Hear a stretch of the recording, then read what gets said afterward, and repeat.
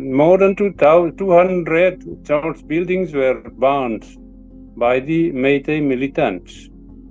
I hoped the Chief Minister Inokam u Vice President ka BJP hapo manipur.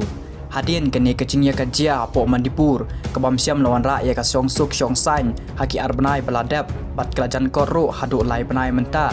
U Vice President ka BJP uram chongwa ulaong bakane kaei baro kebamsiam lala lawan rakyat kecing sok kadai kecingnya sela hapeng ka sorkar jela bat ka sorkar pedeng laong u Vice President ka BJP bad laong ru bakane kecing penjot penpra ba kecing yom senam hapo manipur kalong kaei kepala isna hadu ba kiyeng mane kila sya thang sya penpra ki para briu kila sya leben sya bijot ki kelong kena ki sya penyap sya siat yap bad bun kila haban petwer ulaong une u Vice President ka BJP bad ula ino kamru namar mau yoi yakane kadai kecing le siliang bad kecing ye perkhat jing phliu jingmut hapdeng ka sorkar jela bat ka sorkar pedeng da ka ba kit khia yakane ka kam une u Vice President ka BJP ula ino kakam bat yakane ka baro ulaong bakadai kecing le siliang bat kecing ye phliu jingmut hapdeng kine ki ar jela Sngap yak ka ba une u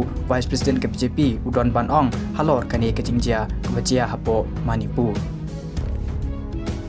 More than 200 church buildings were burned by the Meitei militants.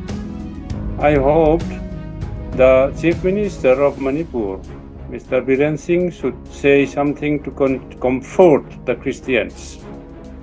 But he didn't say anything. But after that, Sri Amit Shahji, the Honorable Home Minister, Union Minister of Home, visited Imphal, stayed there for 2 nights. But he also didn't say anything. Our Honorable Prime Minister also didn't say anything. Our leaders turned their deaf ear to the sufferings of the Christians.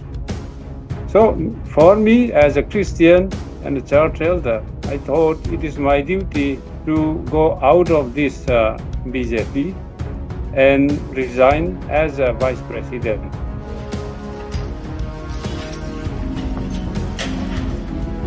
The change in my mind is now spoken by my action.